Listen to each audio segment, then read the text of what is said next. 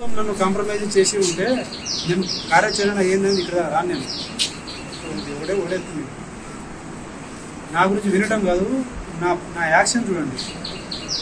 ఆడ ఉన్నోడిని ఆమెను నియాదించే దినం నుంచి డైరెక్ట్ ఈడు వచ్చిన ఈ నుంచి డైరెక్ట్ ఇప్పుడు అందరూ ఎవరైతే ఉన్నారో వాళ్ళని తెలుస్తూ ఉంటారు. నేను తింటా కొట్టుకుంటా మళ్ళీ వేస్తా మళ్ళీ తింటా పోతా వస్తాను.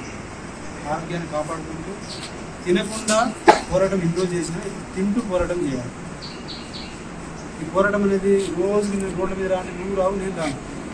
ఒకే ఒక్క ప్రోగ్రాం చేద్దాం, ఒకే ఒక్క మన అండర్స్టూడ్. తెలంగాణలో ఉన్న నిరుద్యోగులు ఎంతమంది ఉన్నారో అంత నిరుద్యోగులు మేము ఇంతమంది నిరుద్యోగులు ఉన్నామని చెప్పేసి ఒక ప్రపంచాన్ని చూపించాం. దానికి మనం ఏం చేద్దామనేది ఆలోచించుకుంటాం. ఒకటి మనం ఏంటంటే టీం అవుదాం. ఇంకోటి అందరూ అన్ని టైంలో రమ్మని చెప్పేసి అందుబాటు అది కాదు. నాకంటే ఎక్కువ మీకు చాలా తెలివి ఉన్నది. నేను ఎట్లా అంటే అట్లా. నేను మళ్ళీ ఒకటే అన్నా, గవర్నమెంట్ నా దగ్గర వస్తే నేను నాతో మాట్లాడాల్సింది. గ్రూప్ 1 సంబంధించిన అభ్యర్థి ఒకరు ఉంటారు, గ్రూప్ 2 సంబంధించిన ఒకరు ఉంటారు, గ్రూప్ 3 ఒకరు ఉంటారు, డిఎస్సి గురించి ఒకరు ఉంటారు, ఆర్టీసీ నుంచి ఒకరు. ఈ 5గురికి న్యాయం జరిగితే నాకు న్యాయం జరిగినట్టు. నువ్వు వాళ్ళని ఓకే చేయాలి. వాళ్ళు ఓకే అయితే నేను ఓకే. నువ్వు వాళ్ళని ఓకే కాకపోతే నేను ఓకే అంటే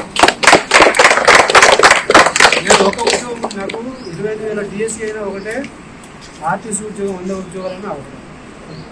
నేను నిరుద్యోగం అనేది ఈ జనరేషన్కి బెనిఫిట్ వస్తాయి. 30,000 వచ్చినాయి అనుకోండి. ఈ జనరేషన్కి 12 సంవత్సరాల నుంచి 34 లక్షల మంది నిరుద్యోగులు అనేటువంటి ఉన్నారు కదా. చదివేటోడు చదువుతాడు, రాష్ట్రాలు వస్తాడు, చూసుకొని వెళ్ళిపోతాం. ఇక వెయిట్ చేసి చూసే ఓపికలు లేవు. ఇంకో 6 నెలలు 7 నెలలు ప్రిపరేషన్ చేయాలని ఆలోచన ఉండదు నాకు. మనకు 2 లక్షల ఉద్యోగాలతో అవసరం లేదు, ఆ రుణమాఫీతో అవసరం లేదు, ఆ రైతు బంధుతో మనకు అవసరం లేదు. మనకు కావాల్సింది మనం కేవలం ఒక ఉద్యోగాలు ఏమన్నా ఒకే ఒక అంశం. మన ప్రయత్నం అది జరగాలి. 2 లక్షల ఉద్యోగాలు అంటే చీపులు పట్టుకున్నట్టు ఉద్యోగాలు గవర్నమెంట్ ఉద్యోగం చెప్తా అంటే పిచ్చుడే ఉండదు. నీరు 30,000 ఉద్యోగాలు ఏ రోజు ఎగ్జామ్ పెట్టిండు, ఏ రోజు రిజల్ట్ ఇచ్చిండు, ఏ రోజు నోటిఫికేషన్ ఇచ్చిండు, ఎవరో పెట్టిందని నువ్వు ఇచ్చుకుంటా అంటే పెట్టి మన చెవులు పువ్వు పెట్టామంట. మనం ఒకటే, మనం చూపించే శక్తిని బట్టి మనం చెప్పిందే వాళ్ళు వినాలి. గవర్నమెంట్తో చర్చలు ఏం లేవు. సీతక్క మాట్లాడడానికి 9 రోజులు నా శరీరాన్ని చిత్రహింసలు పెట్టుకొని నరకయాత్ర చూసింది. చర్చ జరపడానికి ఆమె చూస్తా చేస్తా వినడానికి నేను చేయలేదు. ఎవరైనా సరే they should come with GO. అంటే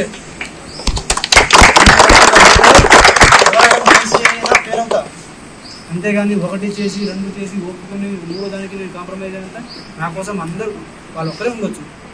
నేను చేస్తున్న సిన్సియారిటీ మీదనే కదా అన్ని జిల్లాల నుంచి ఎవరి బాధలు వాళ్ళు అందరు నిరుద్యోగం అనే కాంటెక్ట్ మీద అందరూ కలిసి వచ్చినారు. మనం మీరు ఒకటే గుర్తుపెట్టుకోవాలి, ఈ ఉద్యోగం ఆ ఉద్యోగం అంటే ఈ శక్తి సరిపోదు. వాడిని మనం కింద కూర్చోబెట్టాలంటే ఈ శక్తి సరిపోదు. శక్తి మొత్తం ఒకటే దగ్గర నుంచి కూడగట్టి ఒకటేసారి రిలీజ్ చేస్తే కొట్టే దెబ్బ అనేది చాలా బలం. కాబట్టి నిరుద్యోగం మన ఒకటి అసలు మనం ఎంతమంది ఉన్నామని చూపించుకున్నాం. మనం తెలంగాణలో ఉన్న వాళ్ళని సోయి వచ్చేలాగా చూపించుకున్నాం.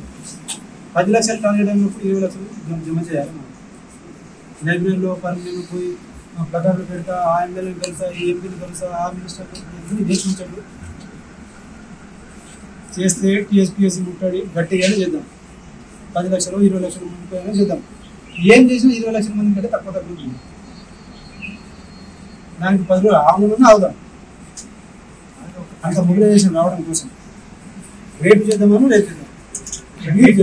మీరు ఎట్లా అంటే రండి, జిల్లా మీరు ఎట్లా అంటే ఫస్ట్ నేనే చెప్పిన ఎవరు గవర్నమెంట్ మన దగ్గర రాలేదు కదా. బర్మూర్ వెంకట నా దగ్గర వచ్చిండు. నువ్వు నా చెవులు మాట్లాడడానికి కాదు. Whatever you speak with Jio. నాకు అఫీషియల్గా మాట్లాడు. ప్రభుత్వం సానుకూలంగా స్పందిస్తుంది, ఉంది, మేము చేస్తాము, ఉందామంటే అది కాదు. వాళ్ళు అన్నప్పుడు మరి వాళ్ళనే జీవో చేసి పంపాము. ఇది మన దగ్గర వచ్చినందుకు అంటే జీవో వస్తే మన డిమాండ్ అని వాళ్ళు ఇచ్చినప్పుడు జీవో వస్తే వాళ్ళకి మనం మాట్లాడదు కాబట్టి నేను కలవడానికి నేను వాళ్ళు మనం అడగడానికి నన్ను కలవడానికి వాళ్ళు